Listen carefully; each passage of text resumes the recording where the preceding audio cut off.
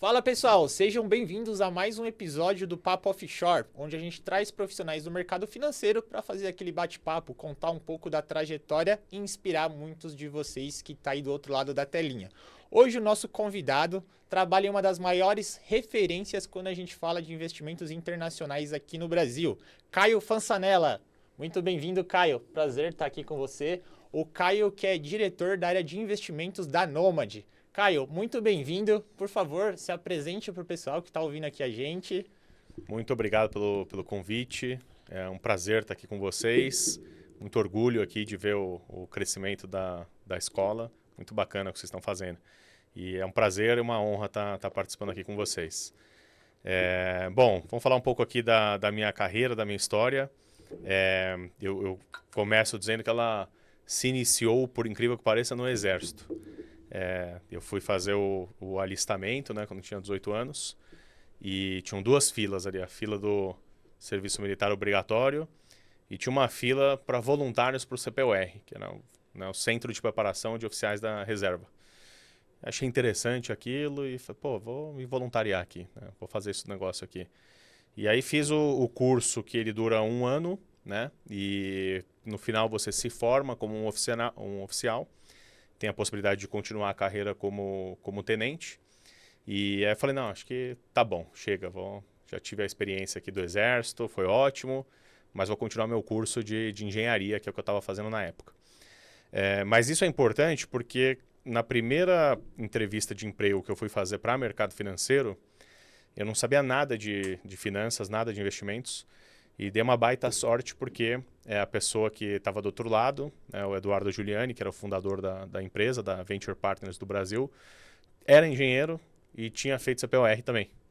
Então, eu fui muito mais contratado por conta dessa coincidência do que por qualquer competência ou conhecimento que eu tinha na época. Foi ali na identificação, bateu, pô, também fiz engenharia? Também fiz, pô. Exato. E eu lembro assim, ele fez uma pergunta, foi a seguinte, né?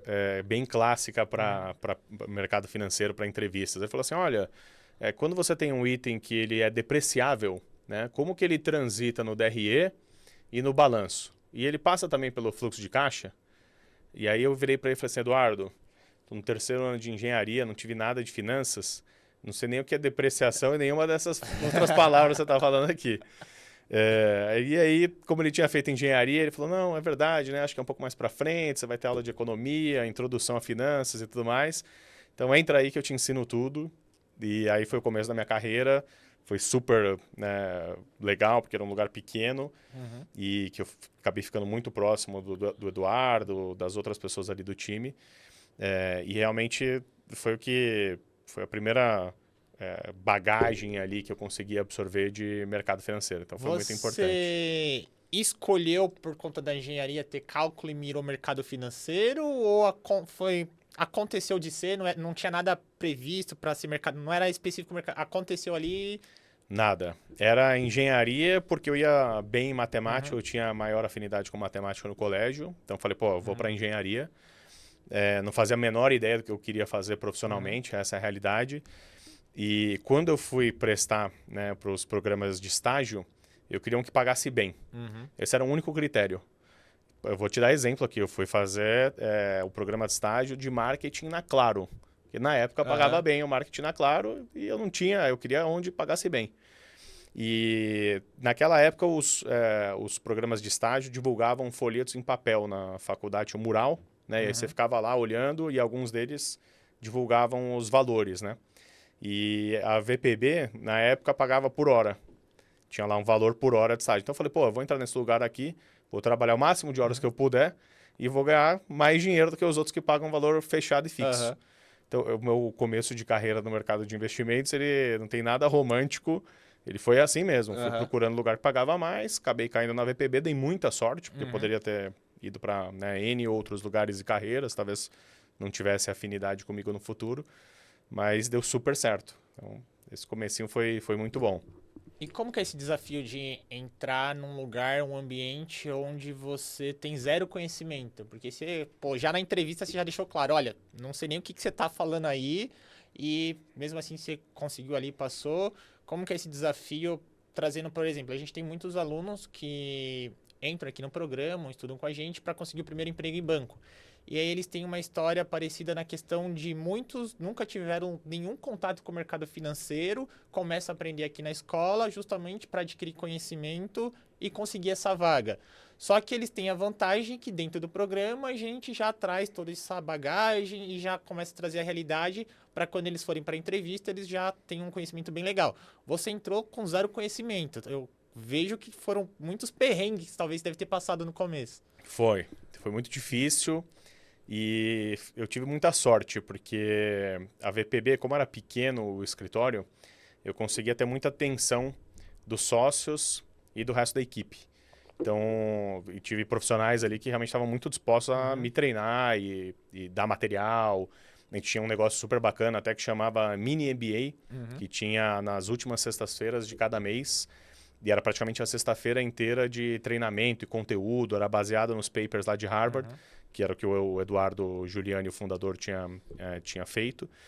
E isso me ajudou muito. Então, assim, realmente foi um programa de estágio que ele me ajudou a crescer.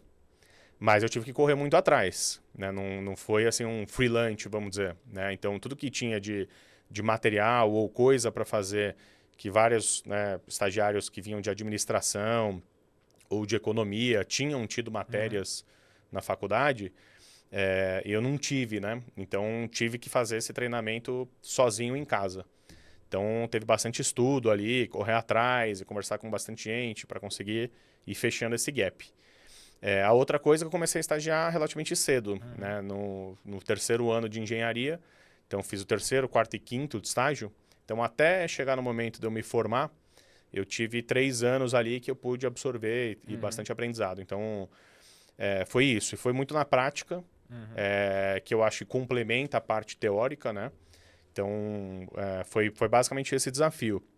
Eu fiquei lá 1 ano e meio e eu agradeço muito, assim, sempre que eu tenho uma oportunidade de fazer alguma menção ao Eduardo, eu gosto de fazer porque realmente foi transformacional. E se tivesse sido para outro lugar, talvez não teria tido tanta sorte, entendeu? Então, foi praticamente a sua escola ali dentro da parte de mercado financeiro. Foi, exatamente. Eu tava olhando aqui, ó, deixa eu ver se eu vou puxar aqui no LinkedIn. Galera, a bagagem, o currículo dele são várias instituições. Deixa eu ver se eu vou contar aqui, ó.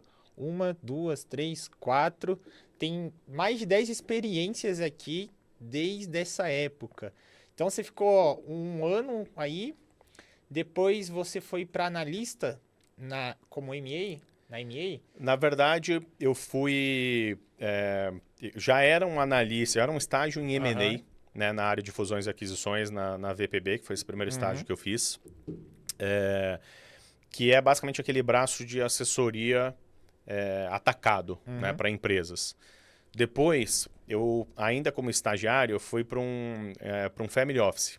Fui trabalhar na mesa de renda fixa, que eu gostava muito do mercado, né, mais proximidade ali com o mercado de bolsa, de negociação e etc. E não gostei do trabalho, para falar a verdade. Então, também foi sorte que foi durante o período de estágio. E foi rápido, então fiquei 6 meses e acabei saindo. Tinha muita coisa de programação que eu tinha que fazer. Rodar macro em Excel naquela época e dava muito problema. E aí eu falei, pô, isso aqui não é para mim. E aí voltei para a indústria de M&A, de assessoria. Então, ainda como estagiário, fui para a Stratos. A Stratos já é, né, uma boutique middle market, é uma boutique um pouco maior. Também nessa área de assessoria para fusões e aquisições. Então, meu trabalho continuava sendo modelagem financeira e PPT, né, faz a apresentação. Depois a Stratos ela foi adquirida por uma boutique global de M&A, chamada Lincoln International.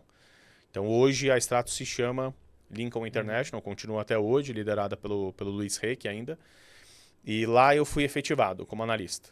Então, eu tive a oportunidade de fazer o programa de estágio, consegui ser efetivado um pouco antes até de eu me formar na faculdade. Foi super bom para mim, deu aquele alívio, né? E aí, de lá, eu pulei para o Bank of America como analista. Cara, isso aí é um salto gigantesco. Eu tô olhando aqui, ó, para não perder a linha cronológica. Praticamente você ficou 2 anos, mais ou menos, como estagiário. Fiquei com uns 3, 4 meses como analista. Isso. E já conseguiu uma vaga pro Bank of America. Como que a pessoa sai praticamente de estagiário e consegue entrar no Bank of America, assim? Como que foi essa transição? Que, ó, É o sonho de muita gente trabalhar no Bank of America e quando a gente conversa com os alunos, a galera coloca como, meu Deus, é impossível, meu sonho é trabalhar no Bank of America, mas, nossa, ninguém consegue entrar no Bank of America. Como que foi isso? Olha, foi muita tentativa e erro, para falar a verdade, porque eu prestei muitos, né, programas, eu continuava sempre ali tentando aprender mais sobre os processos seletivos e fui prestando para vários lugares que acabou não dando certo. Uhum. Então, exemplos aqui, grandes bancos também americanos, Goldman Sachs, eu prestei aqui no Brasil, pro Itaú BBA. Uhum. Então, esse começo da carreira, eu ainda até sentia que eu estava atrás, assim, do Uhum. pessoal que estava fazendo administração ou que vinha com uma bagagem teórica maior, mas eu tinha experiência Uhum. prática, né, do meu lado. Como engenheiro ali, não tinha tanto lado acadêmico, apesar de estar tentando desenvolver e aprendendo, mas eu tinha essa Uhum. parte, né, já da prática de 3 anos ali de mercado e tal. E para o Bank of America foi um processo super complexo de contratação. Na verdade, tinha uma leva de analistas que tinham saído Uhum. e que permitiram que eles abrissem ali, acho que umas 4, 5 vagas. Então foi um processo bastante competitivo e que eu acabei indo super bem no processo. Ao longo Uhum. do processo já estava mais maduro, já tinha feito outros processos anteriormente também. O inglês estava bom, né? Tava afiado. E isso me ajudou bastante Uhum. durante esse processo. Então, teve um pouco de tentativa e Uhum. erro, e essas tentativas e erros, eles acabaram me ajudando a quando chegou no Bank of America, eu estava bem preparado, entendeu? Agora, depois que eu entrei, aí foi um outro choque, porque foi super difícil também, né? Uhum. O ritmo de trabalho, por conta Uhum. da quantidade de transações que tem, o deal flow que a gente chama, né? É muito grande, tá chegando um mandato de tudo que é empresa. Empresa sendo vendida, Uhum. empresa querendo comprar, empresa querendo listar na bolsa, quem já está na bolsa querendo fazer follow-on, tem empresa querendo emitir dívida em dólar e o Bank of America assessora.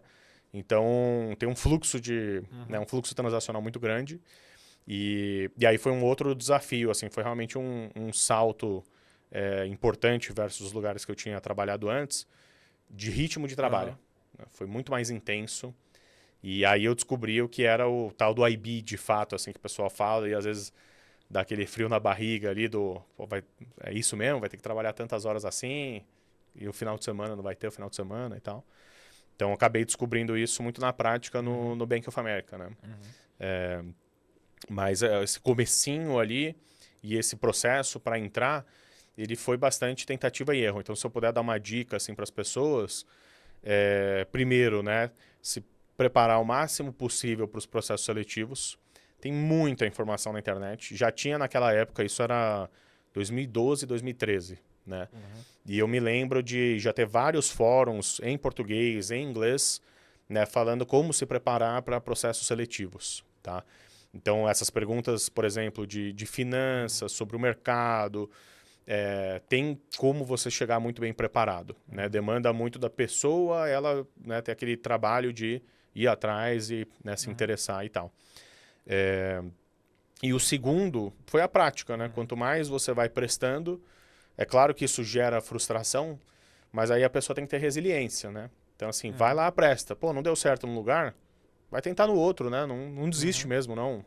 Ou não fica num lugar, não se acomoda onde você não quer estar, né? Uhum. Então, Uhum. acho que essa é a maior dica que eu poderia dar. Assim, vai atrás dos lugares que você quer e vai tentando. Uhum. Não desiste, né? Tem muito lugar bom e eu tenho certeza que as pessoas vão conseguir encontrar, mesmo que um ou outro acabe não dando certo. Foi o que aconteceu comigo, entendeu? Esse ponto que você citou é bem legal, porque eu vejo que as pessoas se sabotam muito. Por exemplo, nossa, se eu trabalhasse no Bank of America, nossa, ia ser muito legal. Mas você já se inscreveu para alguma entrevista? Não.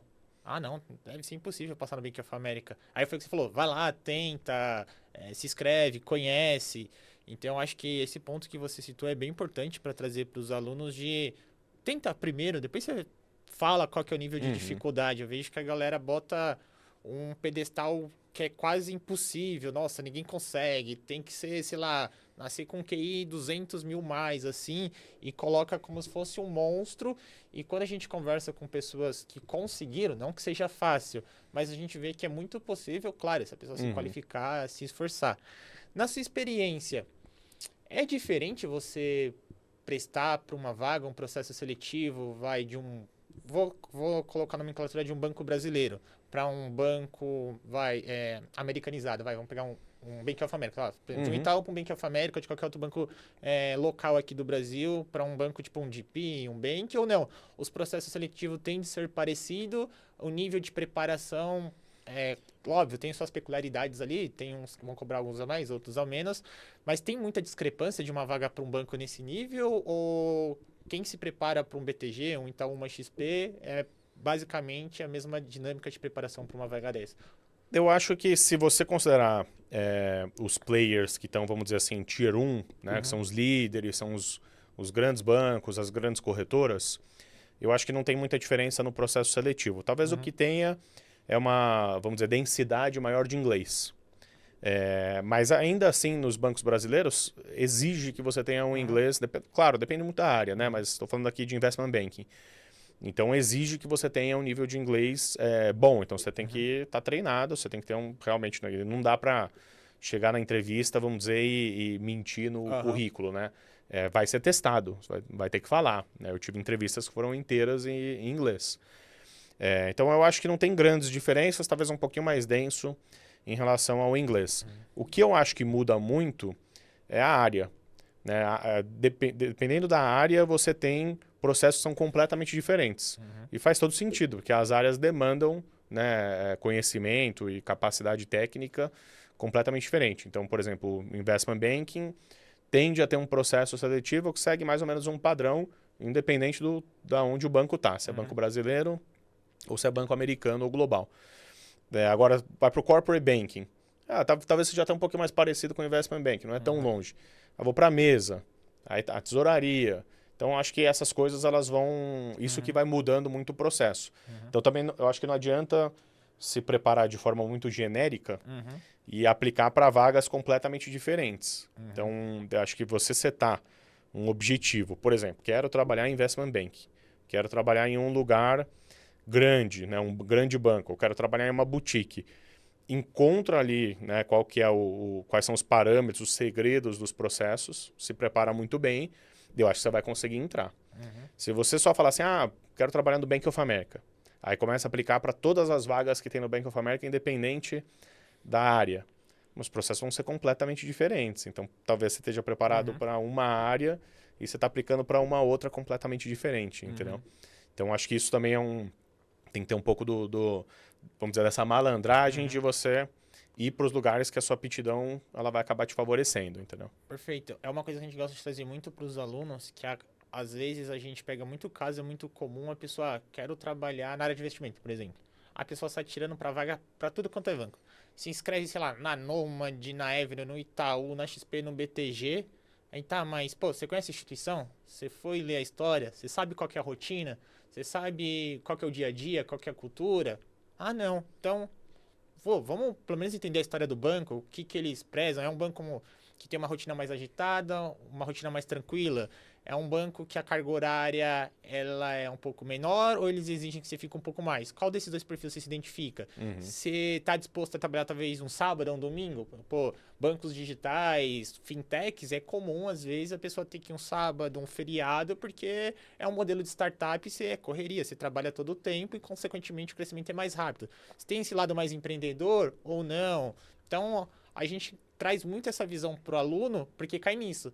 A gente vê, e é aquela velha história, né? Tipo, para quem não sabe para onde vai ir, qualquer caminho serve. Então, se você também não buscar entender de fato, legal, quero ser um banker, trabalhar numa empresa que tem uma cultura X, pô, vê lá quais são os requisitos, o que o banco vê, procura pessoas que já trabalham naquela instituição. Olha, tenho interesse, queria entender um pouco mais como que é a rotina de vocês aí. Então a gente gosta de trazer muito para não cair justamente nesse ponto que você trouxe.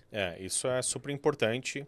E para o Bank of America eu me lembro de ter feito um pre-work, vamos dizer assim, um trabalho prévio bem nessa linha. Então quando eu fui para a entrevista, eu sabia que o Bank of America, né, na área de investment banking, era muito forte em equities. Ou seja, né, ali no mercado de ações, em IPOs, follow-ons. Né, tinha uma placa muito forte com isso.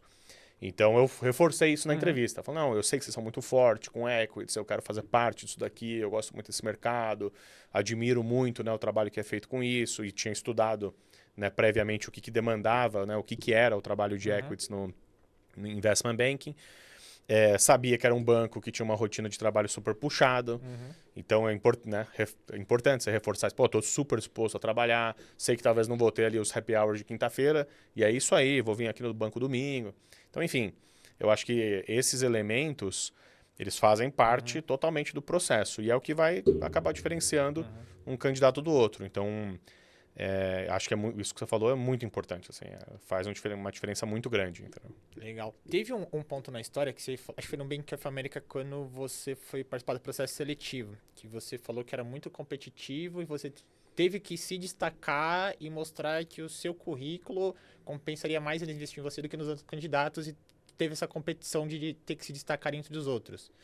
Que dica que você pode dar para quem está ouvindo a gente ou como você se preparou para se destacar? Porque, por exemplo, quando a gente traz num banco tamanho do Bank of America, o nível do currículo que tem de quem está se candidatando é muito alto. Então, como você se destacar ou se diferenciar no mercado competitivo para uma vaga que tem muita demanda, assim?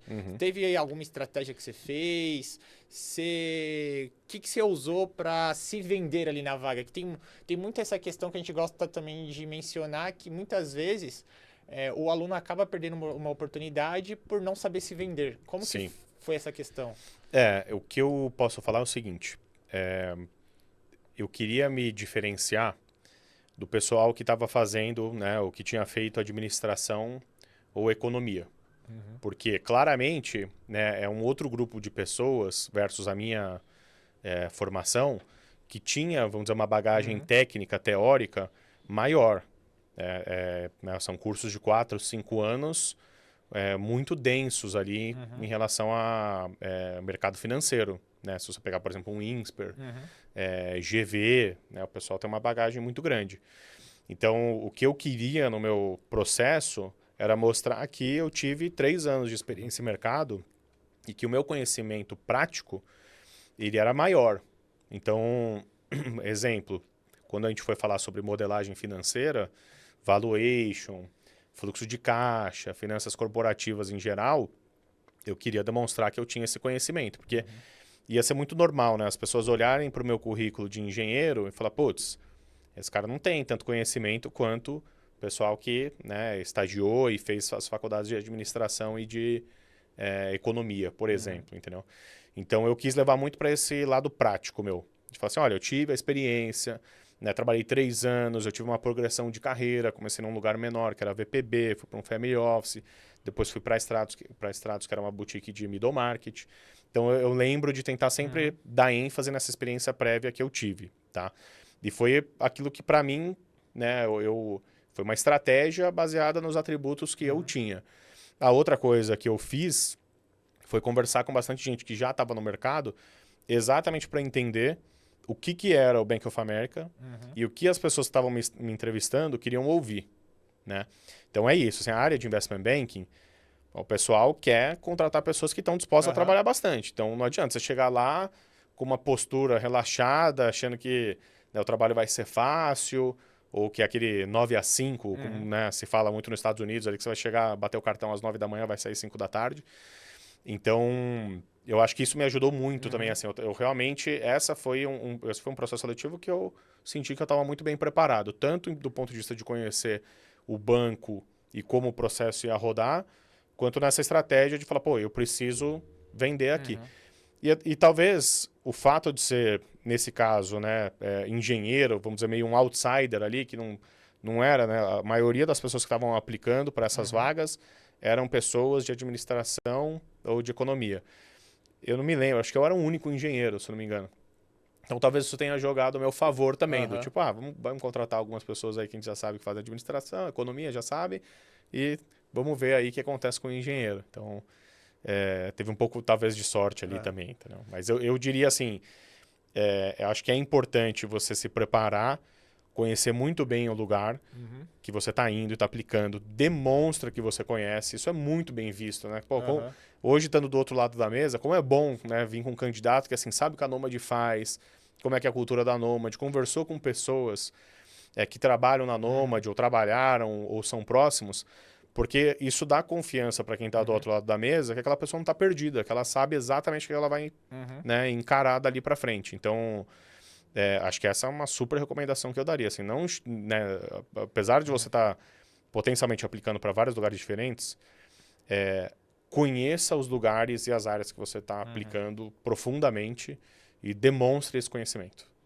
Legal. Esse lance que você citou do 9 a 5, que lá nos Estados Unidos é muito comum, é engraçado porque quando a gente conversa com o pessoal que está lá nos Estados Unidos trabalhando no mercado financeiro, aqui a gente tem muito aquela questão que, nossa, trabalhar nos Estados Unidos deve ser, competir com o americano deve ser muito difícil. E aí quando a gente conversa com alguns brasileiros, eles trazem pra gente, olha, se o brasileiro for esforçado, não é tão difícil ser competitivo e ganhar de americano, porque lá eles é muito quadradinho no dele, só trabalha das 9 a 5. Vai um brasileiro para lá que quer se esforçar mesmo e está disposto a trabalhar um pouco mais, o brasileiro não tem esse das 9 a 5, não. Você vai ficar até as 18, até as 19. E aí é onde o brasileiro acaba se destacando muito. E para uma posição internacional, ele tem essa vantagem de não tem tempo ruim para o brasileiro. E aí você citou isso, eu lembrei que, verdade, quando a gente conversa com o pessoal que tá lá, eles falam muito esse 9 a 5. O americano é muito certinho, regrado no horário. Deu 5 horas da tarde, se tiver cliente para atender, demanda, vai ficar pro dia seguinte. E aí onde tem essa vantagem que eles valorizam muito o trabalho do brasileiro e que o brasileiro não tem tempo ruim, né? Eu acho que é isso mesmo, assim, no Bank of America tem vários casos de sucesso de brasileiros que foram para lá e especificamente na área de investment banking tem muitos trabalhos que são cross-border, vamos dizer assim, trabalha com os dois times, né? Um time aqui do Brasil e um time dos Estados Unidos. E, em geral, os times do Brasil, os analistas, os associates, assim, eles vão muito bem, performam muito bem no relativo. E é exatamente pelo ponto que você falou. Primeiro, né, acho que tem uma predisposição ali a trabalhar de fato, assim, não tem muito corpo mole, não tem esse negócio aí de, pô, vamos lá, vamos fazer o que tem que ser feito, a gente se vira aqui e tal. E, em geral, o americano ele acaba tendo uma cultura muito hierarquizada. E isso faz com que eles trabalhem muito dentro das caixinhas especificamente. Aqui no Brasil, a gente está mais acostumado assim, pô, a pessoa está lá, proativa, né, tá mostrando que gosta do desafio, vai dando mais trabalho. Então, eu acho que a gente consegue acelerar essa curva de aprendizado e se desenvolve mais rápido. Então, muitas vezes, para um mesmo nível, para uma mesma carreira, para o mesmo título, cargo, né, muitas vezes você vê que o brasileiro está num nível de maturidade acima. Então, eu acho que a gente tem sim essa vantagem competitiva. E no próprio Bank of America, isso... O Moelis também, né? O Moelis é um banco fundado nos Estados Unidos, que chegou recentemente no Brasil, em 2015. Então, também fica nítido essa diferença dos profissionais, né? Brasileiros com os americanos, né? Então, acho que tem uma oportunidade bem legal aí para brasileiro. Que aí foi essa transição, foi quando você saiu do Bank of America para entrar no Moelis. É isso. E como é que foi essa transição? Bom, aí eu já estava uns 3 anos no Bank of America, eu fiz o meu ciclo de analista inteiro lá no Bank of America, fui fazendo transações ali que eram de fusões e aquisições, essas transações de equities que eram IPOs, follow-ons e de dívida, né? Então, alguns exemplos de dívida para o pessoal ficar mais familiarizado, é quando uma empresa quer levantar dinheiro através de dívida, e no caso do Bank of America, o banco assessora você levantar essa dívida em dólar. Então, exemplo, né, 2013, 2014, eu lembro da Caixa Econômica Federal fazendo emissão de bonds em dólar. Então, ele acaba contratando alguns bancos que têm a experiência para conectar o emissor, né, que nesse caso a Caixa Econômica Federal, com os investidores americanos, porque é a dívida em dólar. Então, basicamente foram essas operações que eu fazia no Bank of America. Depois de uns 3 anos, ali em 2015, o mercado estava bem ruim aqui no Brasil, porque isso foi pré o impeachment da Dilma, teve Lava Jato, então a economia estava afundando, né? A inflação explodiu para cima, estava num cenário bem conturbado, mais conturbado do que a gente está hoje, politicamente falando, fiscalmente falando. E aí o Moelis tinha acabado de abrir um escritório aqui no Brasil, estava com vagas abertas, e é um banco de investimentos que tem uma área chamada reestruturação, né? Que basicamente o que ela faz? Ela ajuda empresas e investidores a reestruturarem dívida. E aí esse contexto ele é muito bom quando você está num mercado tumultuado, né? Com turbulência. Porque está todo mundo querendo reestruturar alguma coisa, né? Então eu vi uma oportunidade, eu sou meio inquieto ali, então apesar de estar indo muito bem no Bank of America, eu tinha acabado de ser promovido para associate, né? Que é o próximo cargo depois de analista. Me fizeram a proposta no Moelis e eu resolvi ir para lá. E acabou sendo muito bom, porque o timing foi exatamente isso que aconteceu. A gente nadou de braçada, fez muita operação de reestruturação de dívida, grandes operações de reestruturação de dívida, empresas como o Oi, por exemplo, várias empresas do Grupo Odebrecht, usinas de açúcar e álcool que tinham muita dívida em dólar. Então acabou que foi uma transição muito boa. Aí eu já tinha uma bagagem maior, a parte técnica já estava bem solidificada, já estava entrando numa parte comercial, uma demanda comercial maior, né, de relacionamento mesmo com os clientes, de condução ali dos mandatos. Então não foi uma transição tão dura quanto foi para o Bank of America. E foi muito legal. Ali foram 3 anos e meio, quase 4 anos, até 2019. Ainda exatamente dentro desse mercado mais tradicional, né? Praticamente nada mudou em relação à minha carreira. E aí a minha inquietude uma hora falou, não, tem que empreender, né? Mudar completamente ali de carreira. Eu sempre quis, assim, né, ter alguma coisa minha, mas eu achava que não tinha ainda nem a bagagem e também não tinha dinheiro. Então eu falei assim, até eu conseguir ter um colchão, eu acho que não faz sentido eu começar a empreender, porque né, o risco é muito alto. E aí em 2019, me senti um pouco mais confortável ali. Falei, bom, agora vamos nessa. E como que foi empreender em 2019? Porque logo meio que chegou, foi um pouco antes da pandemia. Como que foi esse desafio de empreender logo de cara? Foi bem no começo, chegou a pegar bem no começo da pandemia, não foi? Foi um pouco antes da pandemia, né? A gente fundou a Balco em fevereiro de 2019. Então, foi um ano antes né, da pandemia e do lockdown aqui no Brasil. Então, o começo não teve tanta essa turbulência de mercado, essas mudanças, mas teve a de empreender, que é um desafio enorme, assim, muito maior do que eu podia imaginar, com muito mais complexidades do que eu imaginava que ia ter, coisas que eu achava que ia me dar super bem empreendendo, depois descobri que não, outras coisas que eu achava que eram fraquezas, eram fortalezas e tal. E a gente criou, na época, uma plataforma de investimentos alternativos. Isso é importante para esse contexto do Covid, porque a gente tinha uma tese na época que era, os juros no Brasil eles vão começar a cair. A gente já estava numa tendência de queda dos juros, né? Porque depois da Lava Jato e do impeachment da Dilma, a gente teve o governo Temer, começou um processo ali de redução da taxa de juros. Depois, em 2019, mandato Bolsonaro, né, o início, então começou também uma manutenção dessa tendência de queda dos juros. E aí as pessoas que comumente investiam em renda fixa, a gente falou, vai ter uma oportunidade aqui de investir em outros ativos. Né? Quais são outros ativos que podem ser interessantes no portfólio das pessoas que a gente pode desenvolver esse mercado, né? Então essa foi a tese da Balco. E na pandemia, lógico que teve o primeiro choque, que foi o tumulto todo e o lockdown e ninguém sabia o que fazer. Por sorte, a gente já tinha um modelo meio remoto, né? Porque a empresa era nova, não é que tinha ali um escritório que todo mundo precisava ir todo dia, tinha alguns sócios que já trabalhavam de outros lugares do mundo também. Mas logo depois acentuou a queda de juros, né? O CDI que estava ali, a Selic que estava na casa de 6, 7, ela pós-pandemia foi para 2, né? Então esse mercado, aliás, todos os mercados, exceto renda fixa, bombaram nessa época, né? A bolsa, o número de investidores na bolsa explodiu, né? Pós-pandemia. A procura por ativos alternativos explodiu. Então a gente acabou se dando super bem ali em 2020, pós-pandemia. E também teve essa primeira leva, vamos dizer, de investimento para fora, offshore, né? Então, ainda muito incipiente ali, com plataformas e produtos que estavam nascendo, né? A própria Nomad nasceu aí nesse contexto, novembro de 2020, né?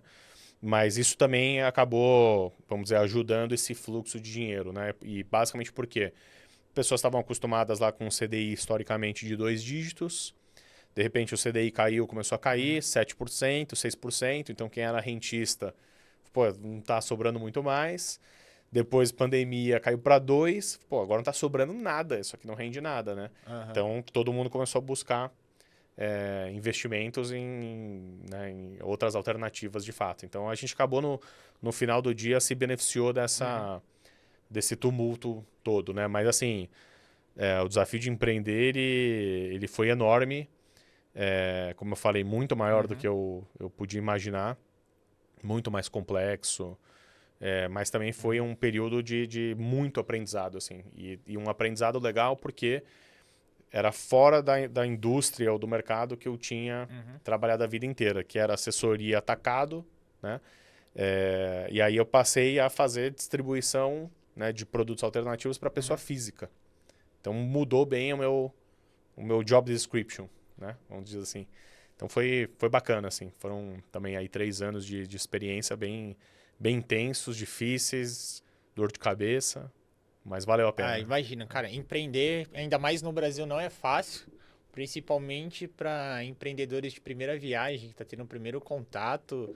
Então a gente sabe aqui na escola muito bem como a gente sente na pele essa questão de empreendedorismo.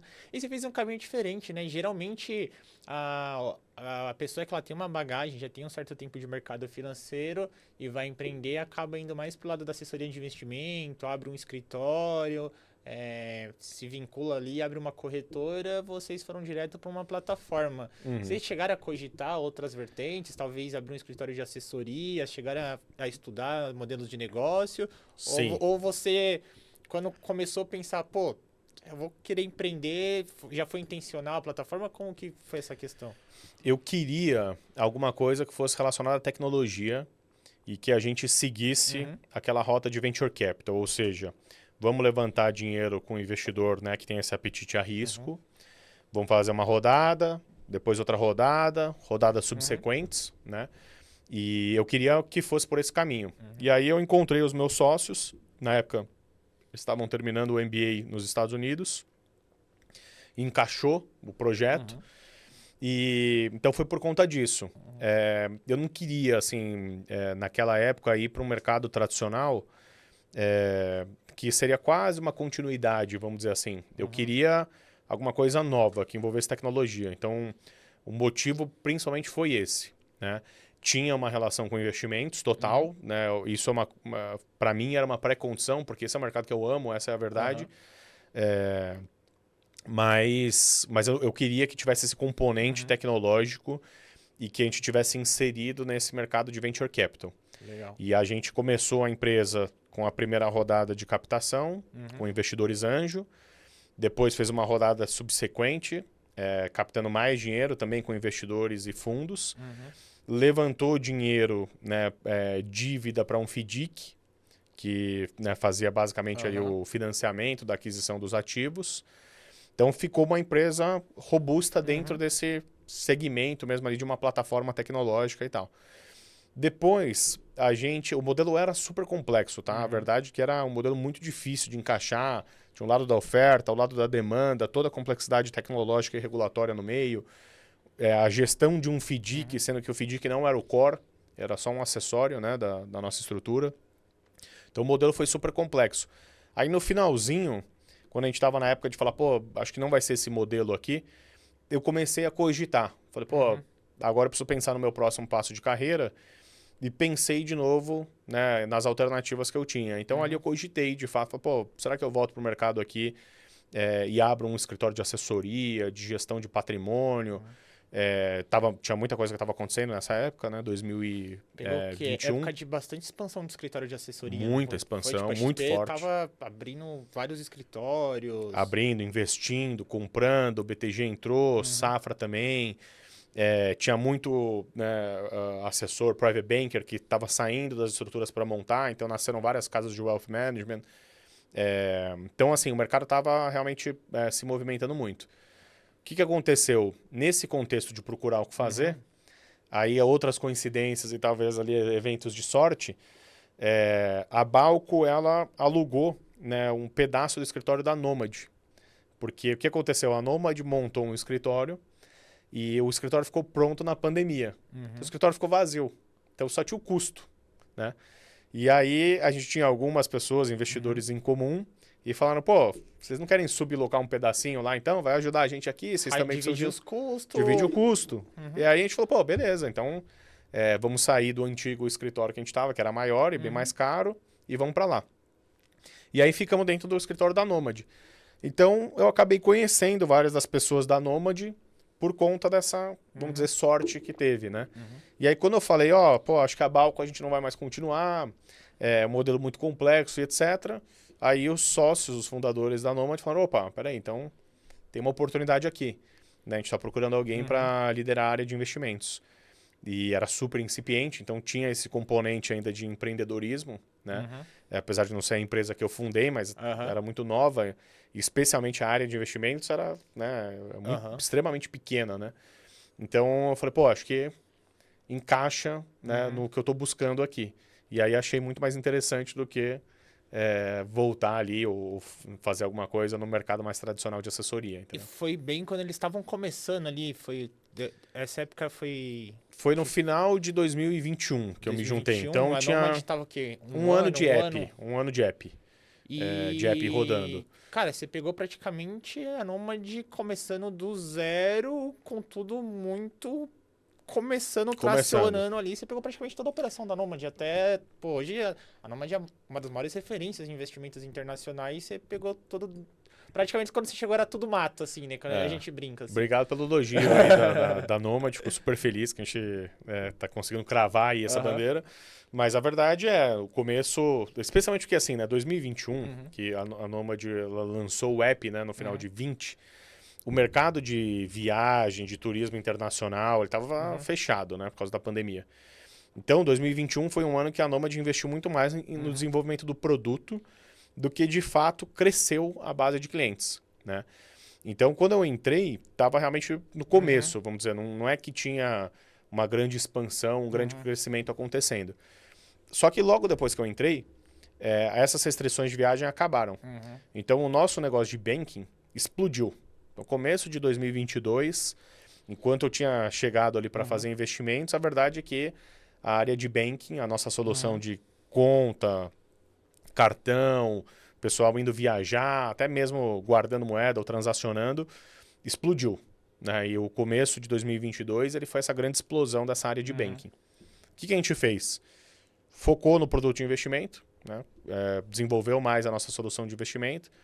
E aí teve um outro, vamos dizer, golpe de sorte ali, que foi a eleição no Brasil, país dividido, metade. A eleição foi super desafiadora.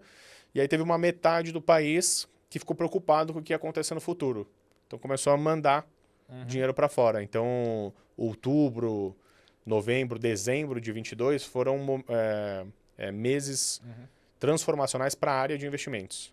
Então, aí aquele negócio que eu tinha ido e me proposto a fazer começou a gerar resultado, entendeu?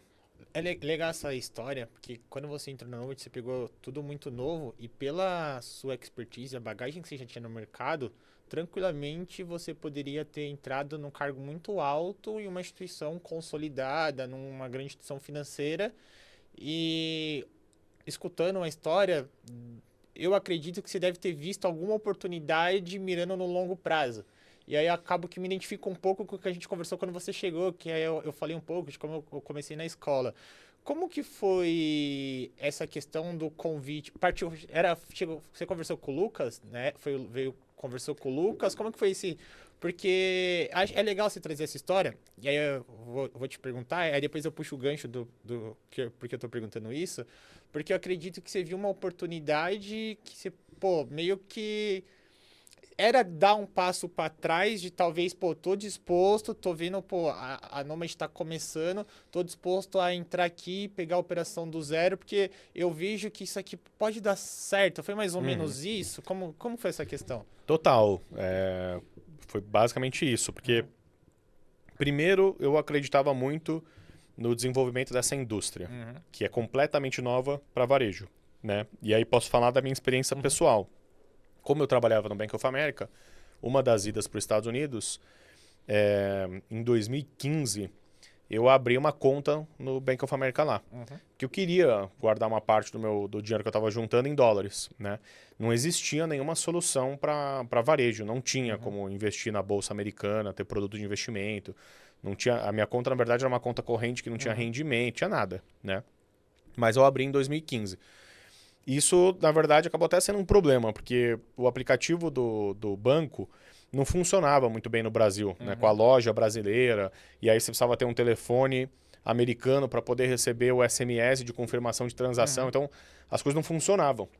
E para abrir essa conta, apesar de eu ter, né, sido funcionário do banco, eu tive que ir numa agência, sentei na agência, fiquei 3 horas com o gerente do banco lá nos Estados Unidos, explicando que eu era brasileiro, mas queria abrir a conta. Totalmente permitido, só que super burocrático, né?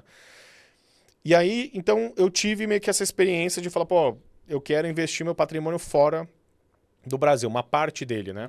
Quero fazer uma carteira ótima, já, né, encaixando esse pedaço dolarizado fora. E aí, quando veio essa oportunidade, a gente começou a discutir lá sobre a Nomad, falei, cara, eu acho que isso aqui é um caminho sem volta, né? Teve um movimento que foi semelhante no mercado brasileiro, que foi a abertura do mercado, né, para plataformas de fato abertas, que você pudesse comprar produtos de renda fixa, CDBs de diversos bancos, investir na bolsa. Esse movimento ele aconteceu, né, no final da década 2000, comecinho dos anos 2010 ali, principalmente com plataformas como a XP, que fizeram um ótimo trabalho, o Ágora. E teve uma revolução, na minha opinião, no mercado de investimento varejo nessa época. Então, o que eu imaginei foi, essa revolução ela vai acontecer para investimentos internacionais. As pessoas não têm nada de investimento internacional e as pessoas vão começar a ter no Brasil. Então, o que passou na minha cabeça, e sim, teve esse trade-off de falar, pô, poderia estar ganhando muito mais, ou entrando numa instituição, né, igualmente renomada como o Bank of America, por exemplo. Mas eu pensei realmente nisso. Eu falei assim, pô, eu acho que vai ter uma revolução no mercado. O mercado de varejo, o mercado alta renda, ele é enorme no Brasil, ele cresce numa velocidade igualmente relevante. E se as pessoas de fato começarem a enxergar isso como uma oportunidade, pô, vai ter uma transformação. Então, foi um pouco dessa troca, assim, de uma visão de longo prazo. E, em adição a isso, a outra coisa que eu queria era trabalhar com pessoas que eu admirava. Então, eu falei assim, eu não quero ir para um lugar que né, eu vou estar trabalhando, não vou estar aprendendo, não vou estar me desenvolvendo, tenho muita carreira pela frente ainda. Então, conversando com os fundadores, falei, pô, são esses caras que eu quero estar próximo mesmo, né? Então, falei com o Lucas, que é um dos fundadores e atual CEO, o Patrick, que eu também já conhecia anteriormente, que é um empreendedor, na verdade é o cara que fundou o iFood, então acho que dispensa ali comentários. O Eduardo Aber, que foi fundador da Advis, né, nos anos 2000, ali, uma das maiores, mais importantes gestoras do país. E o Marcos Nader também, que era um empreendedor que eu respeito muito, que tinha fundado a Comprova, vendeu para a DocuSign. Então, assim, tinha um conjunto de pessoas. Não posso deixar de falar também o Gabriel, que é fundador e foi quem desenvolveu toda a parte tecnológica do iFood, né? E assim, o app do iFood não tem o que falar, né? Ele é construído de um modo que assim, você tem muito pouco erro, com uma concentração de transações absurdamente relevante ali no período de almoço e jantar com os pedidos. Então, falei, pô, né, esses caras sabem muito bem o que eles estão fazendo. Então, esses dois componentes para mim que foram os importantes, né? Eu queria ter essa perspectiva de crescimento e me juntar a um lugar que eu enxergava esse potencial de futuro e com um grupo de pessoas que eu admirava. E aí foi check, vamos nessa. Foi Legal, isso. legal. Por que que eu entrei nesse ponto com você? Eu acho que é um case sensacional e vai muito de linha com o momento de alguns alunos nossos do nosso programa internacional. O que que acontece? Esse programa nosso de MBA internacional, para levar os alunos que atuam no mercado financeiro aqui para morar nos Estados Unidos, só que em vez de um subemprego, a gente já vai dar todo o direcionamento para eles irem trabalhar numa instituição financeira lá. E o que que acontece? Tá tendo muito caso de aluno que é dono de escritório de assessoria aqui no Brasil e para poder morar lá, eles estão dispostos a abrir mão de continuar sendo um dono de um escritório para trabalhar num cargo bem mais júnior do que ele teria lá, mas para ele ter essa oportunidade de, pô, meu sonho é trabalhar numa instituição financeira lá. E aí, caso um pouquinho parecido, porque você era empreendedor, você tinha a sua empresa e você se dispôs a, pô, vou abrir mão do empreendedorismo porque eu vi essa oportunidade. E aí, por que que eu tô aqui nesse ponto? Eu queria que você trouxesse algum tipo de aconselhamento para um aluno que está nesse momento agora. Ele é dono de um escritório de assessoria aqui no Brasil, ele tem uma vida muito boa, só que ele está disposto, pô, eu quero ir para os Estados Unidos, eu quero trabalhar lá. Eu sei que de largada eu não vou conseguir ser um dono de escritório lá. Eu sei que eu vou ter que talvez começar com um cargo mais júnior, um cargo mais intermediário, mas eu estou disposto que eu sei que eu ingressando lá eu vou construir minha carreira, eu vou me desenvolver. Que aconselhamento ou qual caminho que você vê para uma pessoa que já tem esse perfil de empreendedorismo que ela conseguiria talvez buscar uma oportunidade parecida com a que você teve dentro da Nômade? Eu acho que assim, é uma mudança, são mudanças relevantes, né? Eu era dono do meu negócio e com toda a autonomia, flexibilidade e prós e contras que isso gera, né? E aí voltei para um ambiente que tinham já o arranjo, já tinha a governança, já tinham os donos, e eu entrei para desenvolver um dos negócios, né? Então, você precisa, vamos dizer, recalibrar um pouco as expectativas. E eu acho que ter bastante humildade mesmo, né? Agora, são escolhas que, se você tomar elas com uma racionalidade muito grande, você vai ficar muito confortável, né? Então, por exemplo, é o que eu falei, no meu caso, foi muito baseado naquelas duas premissas que eu tinha para mim. Eu estou disposto a fazer essa troca se eu acredito que tem um potencial de crescimento muito grande, né? Então, eu estou comprado com a ideia, com a tese, e eu estou envolvido com pessoas que eu admiro, né? Então, eu naquele momento me senti confortável para fazer isso por conta dessas condições. E eu acho que essa é talvez a dica, o aconselhamento que eu daria. Eu não faria essa troca, vamos dizer, a qualquer custo, né? Só porque, às vezes quero trabalhar nos Estados Unidos, então a qualquer custo estou disposto a largar a minha autonomia, o meu escritório aqui, para ir trabalhar, né, numa carreira, num nível de carreira anterior e tudo mais. Mas eu faria isso dado esse conhecimento, essas condições. Aí eu acho que vale a pena. E tudo bem, se acabar no meio do caminho não dando certo, faz parte, mas você tomou uma decisão racional. Tem coisas que a gente consegue prever como vão acontecer, tem coisas que não. Mas pelo menos a gente fica com aquela, vamos dizer, paz ali de ter tomado uma decisão racional. Então eu acho que, muito parecido até com o que eu falei sobre processo seletivo, assim, faz a lição de casa, né? Entende muito bem quais são as condições, a vida vai mudar, né? Faz parte, e você tem que estar confortável, muito confortável com ela. Eu acho que para mim foi a decisão mais acertada, foi muito boa a decisão. Poderia não ter dado, né, certo por qualquer motivo, se a Nômade não tivesse crescido, o mercado tivesse mudado, talvez essa tese de investimento no exterior não tivesse dado nada e não fizesse sentido, enfim. Eu estaria muito tranquilo porque a decisão foi super consciente. Então, acho que esse é o maior aconselhamento que eu dou, assim, né? Procura tomar uma decisão embasada, que você realmente acredita, que você vê a perspectiva de crescimento e tenta imaginar quais são os possíveis, né, outcomes ali, as possíveis os acontecimentos que podem dar, para você estar meio preparado ali. Pô, se der certo, pô, então isso aqui vai acontecer. Se não der certo, tem esse outro caminho aqui e tal. Então, eu acho que tomar essas decisões com racional, elas ajudam a ficar confortável e não só na emoção, entendeu? E tem situações que eu acho que vão valer a pena fazer esse trade-off e essa escolha. E tem outros que vai falar, não, eu acho que esse movimento aqui, eu não estou enxergando tanto esse futuro, então talvez não valha a pena agora. Entendeu? Legal. Você vê que, por exemplo, a sua bagagem por ter empreendido aqui no Brasil contou muito ponto, e você vê esse tipo de oportunidade olhando para um mercado americano, que é um mercado que investe bastante em negócios, em empresas. Quando a gente olha, por exemplo, o Brasil, são mais ou menos umas 300 instituições financeiras que a gente tem. Quando a gente vai para o mercado americano, só de bancos comerciais são um pouco mais de 4.000. Quando a gente puxa asset, gestora, cooperativa, são, sei lá, quase 8.000 instituições ao todo em todas as vertentes. Você vê oportunidade para migrâncias parecidas quando a gente fala de mercado americano, por conta... Total. Eu vou te dar um outro exemplo aqui. Estava conversando com a BlackRock, que é um parceiro grande. Eles têm 11 trilhões de dólares em ativos sob gestão, globalmente, né? Dos quais, né, aqui no Brasil, em ETF, são 3 bilhões de dólares. Né? Então, ou seja, é um mercado muito pequeno que tem aqui no Brasil. Então, tem um mundo que ele se abre nos Estados Unidos por conta do volume negociado, né, nas bolsas, por conta do tamanho do mercado de renda fixa. Né? Então, o setor bancário ele é um setor muito mais fragmentado, como você bem mencionou.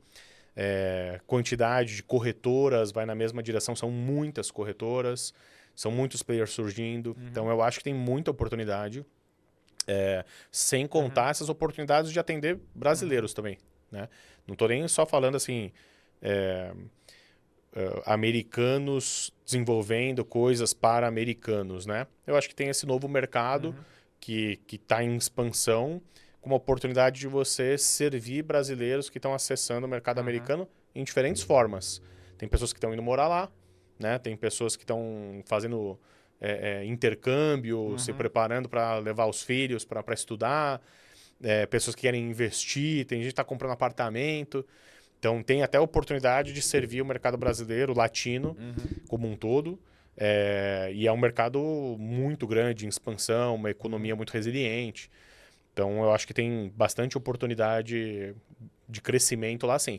O outro lado, ele é um mercado que ele é competitivo, né? É igualmente competitivo. O tamanho dele traz essa competição. Então, é um mercado mais difícil para empreender. Apesar de ter mais capital abundante, tem muita gente empreendendo. Muita gente tem muito projeto, muita coisa, né? Então, tem oportunidade, mas também tem os seus desafios. Não é que é um mercado que ele é completamente fácil e amigável, vamos dizer assim.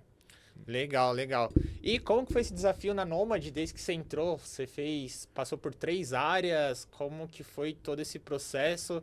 Acredito que pela pegada da Nomad teve muita mudança, muita coisa deve ter dado errado, muita coisa deu certo.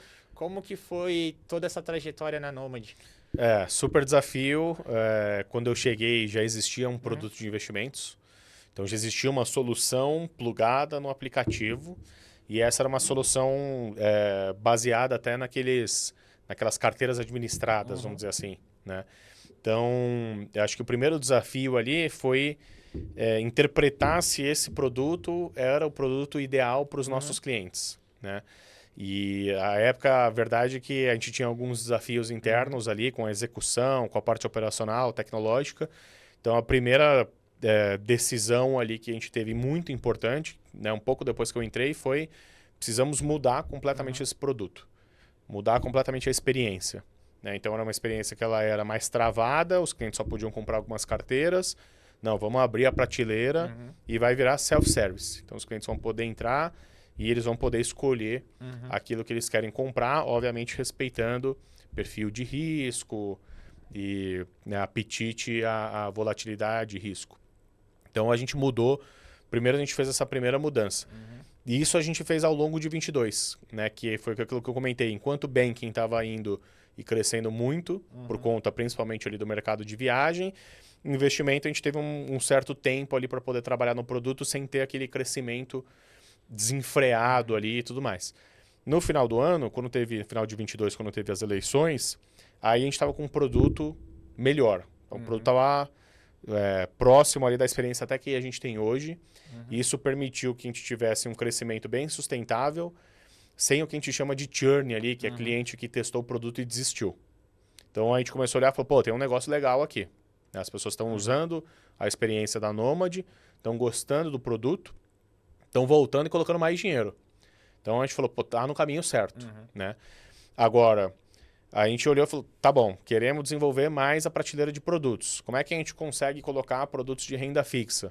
Como é que a pessoa pode investir diretamente no Tesouro Americano, por exemplo? Como é que pode investir em bonds brasileiros? Então aí começam os desafios de desbravar, vamos dizer, um mercado novo. Né? Porque apesar de ter tido bastante experiência com investimentos no Brasil, seja em atacado ou a experiência com pessoa física, o mercado americano é outro mercado. O funcionamento é completamente diferente. O mercado ele não é centralizado que nem aqui na B3, né? As bolsas funcionam e os participantes de forma descentralizada. Então, tá bom. Vamos descobrir como é que a gente consegue adicionar esses outros produtos na prateleira. Então, a verdade é que essa jornada também foi de muito conhecimento, né? De entender o funcionamento do mercado, tanto a parte de produtos quanto a parte regulatória. E, em paralelo, sempre tentando evoluir o app para ter a melhor experiência possível para o cliente, mais fluida, né? E acho que uma boa comparação que eu faço, assim, no passado, quando a gente falava para algumas pessoas que não eram do mercado de investimentos operar em algum aplicativo, era praticamente impossível, né? Se você falasse para algum médico, advogado, que tem as suas profissões e falasse assim, olha, parece ter um momento interessante para você investir, sei lá, na bolsa, por exemplo, pode fazer via ETFs. Essas pessoas não iam conseguir fazer sozinhas, né?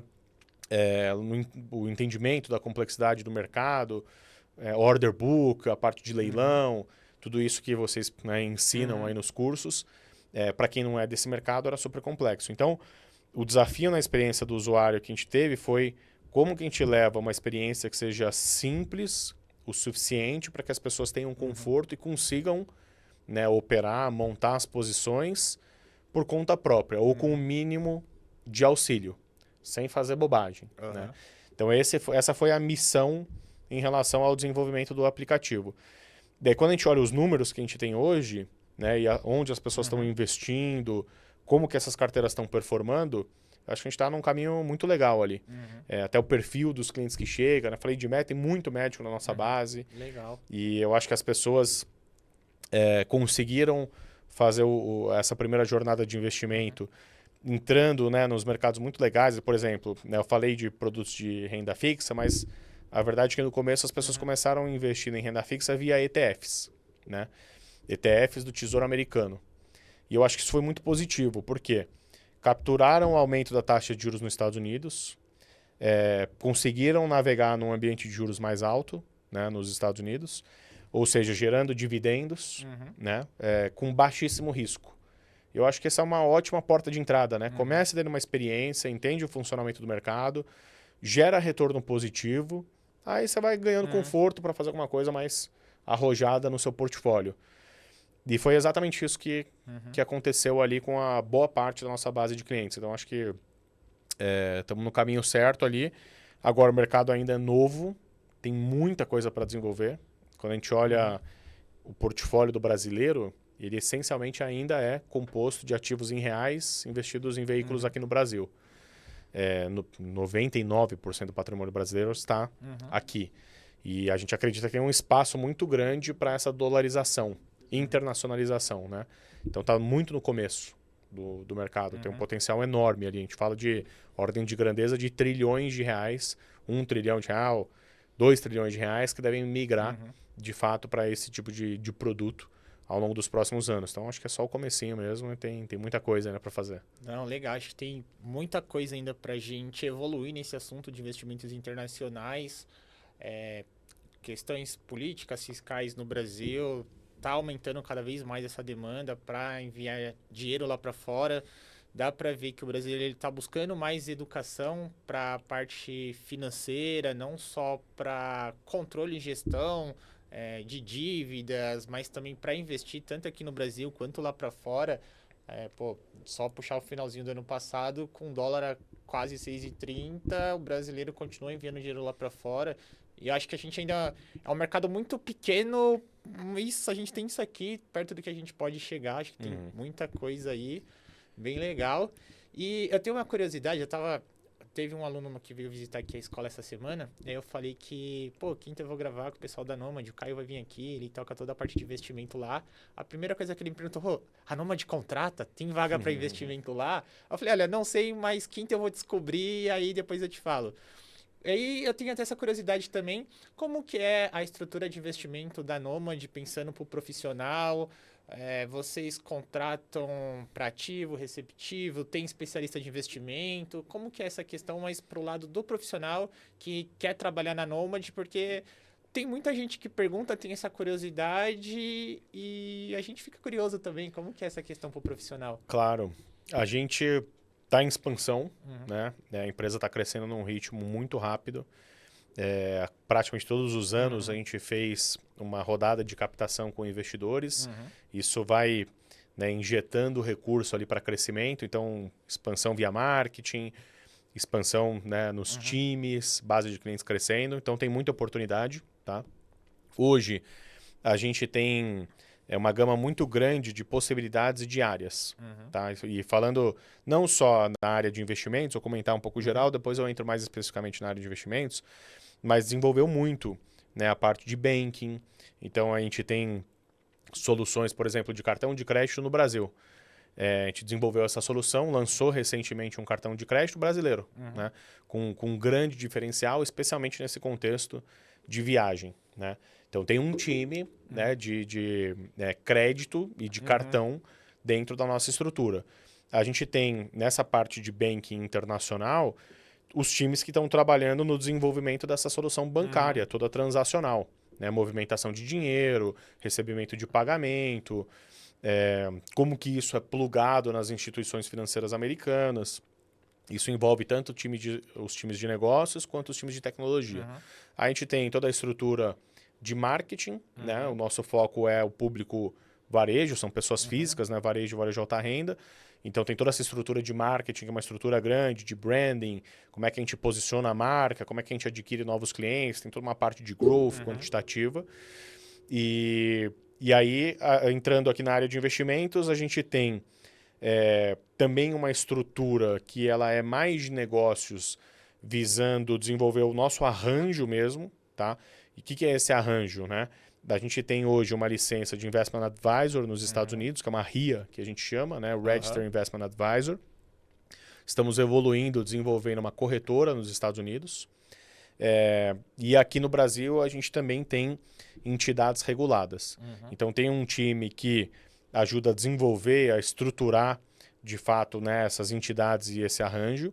Esse time é muito suportado pelas estruturas de jurídico e compliance, que são muito importantes aqui no nosso mercado, que é o mercado regulado. Né? A gente tem dentro dessa estrutura de investimentos os times de tecnologia e de desenvolvimento de produto, que é o aplicativo. Né? E é uma parte muito importante para a gente, porque, né, essencialmente tudo funciona via o nosso aplicativo. E aí a gente tem aquelas áreas mais tradicionais de investimentos. Então a gente tem uma área de produção de conteúdo técnico de investimentos, né, que puxa os conteúdos que a gente divulga via nosso canal no YouTube, faz análises, né, distribui conteúdos ali via e-mail, relatórios, faz parceria com grandes gestoras também para, né, falar sobre diferentes produtos e tal. Então é uma área, para quem tem interesse nessa área técnica, gosta de ter exposição também, porque hoje muito disso é transmitido via redes sociais também, então quem tem essa aptidão de estar na frente das câmeras, tem um edge ali, tem uma vantagem. E a gente também tem desenvolvido as áreas de atendimento e relacionamento. Né? Então, muito importantes ali, o que a gente começou a perceber é que os clientes, conforme eles vão se sentindo confortáveis com a instituição, obviamente eles vão aumentando a exposição e o patrimônio deles. E por mais que a gente esteja caminhando e evoluindo muito bem na parte tecnológica, e a gente desenvolva o aplicativo e tenha uma solução muito boa do ponto de vista tecnológico, existe uma clara demanda para contato humano. Né? Relacionamento mesmo. Né? Pô, quem é a pessoa que vai me apoiar quando eu precisar tirar uma dúvida, né? Quando eu precisar entender se esse produto é indicado para mim mesmo e tal. Então, a gente passou, né, a olhar com muito carinho e desenvolver essas áreas também. Então, para quem está na rota comercial, né, tem bastante oportunidade que a gente está abrindo também. Tá? Legal. E acho que essas são as principais áreas que a gente tem ali dentro da nossa estrutura hoje. Legal. E o que vocês olham, por exemplo, para uma vaga para esse perfil mais que seria o rosto da Nômade produzindo conteúdo, ou até para essas vagas de relacionamento? Por exemplo, vocês contratam pessoas mais júniores e vocês dão treinamento, ou não? São pessoas um pouco mais sênior? Até que nível de conhecimento voltado para o mercado financeiro uma pessoa tem que ter para ela aplicar para uma vaga? E como que elas chegam nessas vagas? É via LinkedIn? Como que um aluno nosso que está ouvindo, está assistindo a gente, pô, gostei da Nômade, acompanho, sou fã de vocês, pô, quero trabalhar com vocês. Quais são os requisitos que vocês olham e como que eles podem chegar nessas vagas? Boa. Bom, primeiro, LinkedIn. Acho que é o primeiro e melhor canal que a gente tem para, né, começar a conhecer as oportunidades que tem. Tem vagas distribuídas em todos os níveis ali de carreira, desde o começo. Por exemplo, a gente tem um programa de estágio chamado Carreira em Ação, que é um programa fenomenal, né, que o nosso time de pessoas desenvolveu, e que ele é esse início de carreira mirando o desenvolvimento das pessoas para as áreas de relacionamento. Tá? Então, aqui não é exigido nenhum conhecimento prévio, o que é exigido é fome. Né? Fome e aptidão comercial. Né? Tá? Gostar de falar com pessoas, estar em contato com pessoas e ter muita fome ali de desenvolvimento. Então, é isso que a gente olha para esses grupos iniciais. Conforme são posições que elas têm mais senioridade, aí a gente começa a olhar para a bagagem anterior, né? E sempre essa combinação entre o teórico, né? E o que tem de experiência profissional anterior. E é uma composição, né? O teórico ajuda muito, se tiver a parte de experiência profissional prática, é um complemento, né? Mas se tiver muito forte qualquer um desses lados aqui, a gente acredita que a pessoa pode desenvolver o outro, vamos embora, vai funcionar também. Então, isso mais para essas áreas comerciais. Para as áreas de conteúdo, é um mix entre a pessoa, ela ter aptidão técnica, né? Então, assim, tem que gostar de analisar o mercado, acompanhar o mercado. A gente está falando do mercado internacional. Então, assim, tem que acompanhar as bolsas americanas, o que está acontecendo, macro Estados Unidos. Obviamente, tem que saber de macro Brasil, porque está muito relacionado, movimentos de câmbio e etc. E a gente hoje tem vamos dizer, um arcabouço teórico que ele também agrega muito. Vou dar um exemplo aqui prático. A gente fala ali da, né, teoria de portfólio moderna, né? Que já não é mais tão moderna assim. Markowitz aí tem o que? São uns 5, 6 décadas aí, né? E toda essa discussão que a gente, né, tá tendo aqui mais recente de alocação de portfólio no exterior, ela gira em torno dessa teoria. Né? A fundamentação ali que dá quando você incorpora dentro de um portfólio ativos que tem uma correlação negativa ou não tem correlação com o resto, isso tem o poder de diminuir a volatilidade e o risco da carteira e gerar um potencial de ganho maior. E esse é o segredo. Né? Então, assim, essas áreas de conteúdo procuram explorar muito esse lado mais teórico. E o segredo é como é que eu exploro o lado teórico e transmito isso de uma forma que as pessoas vão conseguir digerir, né? E o público geral que a gente está falando aqui não é o público do conhecimento técnico ou que está dentro da área. Então, essas áreas de conteúdo, research, eu acho que essa combinação que é importante, sabe? Tem que ser uma pessoa que tem essa familiaridade e a bagagem técnica e, ao mesmo tempo, ela tem essa aptidão, seja para escrever ou, né, para estar ali na frente das câmeras para participar ali de um podcast ou de live ou das gravações dos vídeos que a gente tem. Né? Legal, Caio, muito bom. A gente, 1 hora aqui, batendo de bate-papo, de conversa. Para a gente finalizar aqui, eu queria que você deixasse um recado para a galera que está ouvindo a gente, algum conselho, que eu tenho certeza que muitos alunos que estão ouvindo a gente vão se inspirar na sua trajetória. Tenho certeza que a galera que está ouvindo aqui é muito fã de vocês e eu queria que você deixasse um conselho, uma dica, uma mensagem final para a galera que está ouvindo a gente. Legal. Eu acho que, primeiramente, quem está ouvindo já está no caminho certo, na minha opinião, porque está procurando, né, absorver conteúdo. Né, se tiver engajado aqui nos cursos, né, que vocês oferecem, dá um excelente passo. Então, eu acho que assim, a maior, né, parece meio clichê, vamos dizer assim, mas o maior aconselhamento que eu posso dar é continuem interessados e estudando, absorvendo conteúdo, né, seja conteúdo teórico ou de mercado mesmo, né?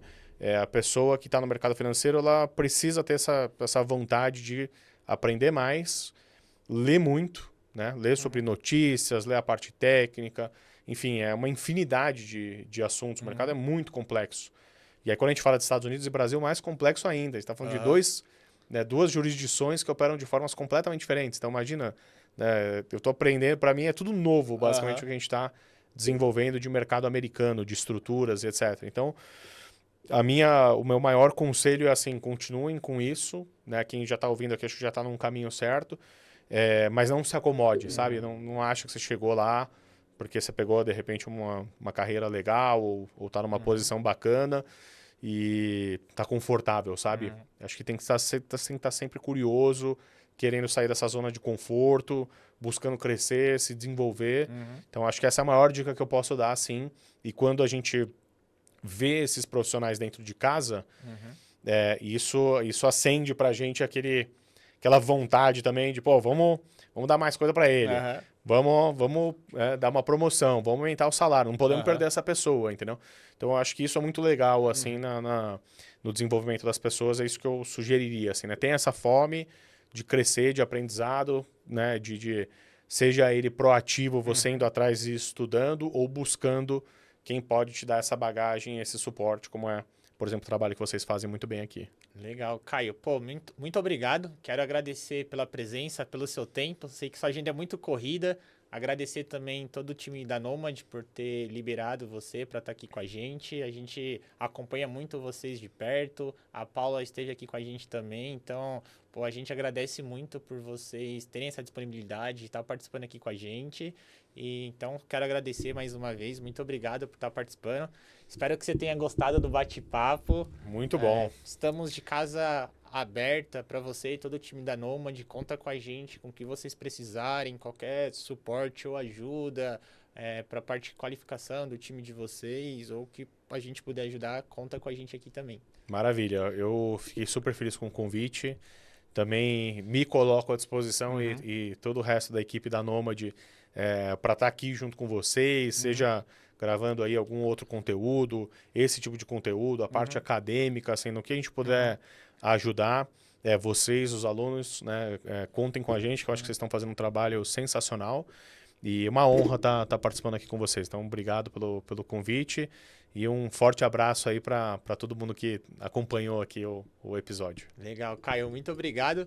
Pessoal de casa que está assistindo a gente, seja no YouTube ou ouvindo o áudio pelo Spotify, esse foi mais um episódio do Papo Offshore. Não esqueçam de, se você estiver assistindo pelo YouTube, de compartilhar, deixar o like, comenta aqui outros profissionais do mercado financeiro que vocês queiram que a gente traga para contar um pouco a história. Se está escutando pelo Spotify, deixa aquela avaliação, aquela 5 estrelas, comenta aí também e a gente se vê num próximo episódio. Tchau, tchau!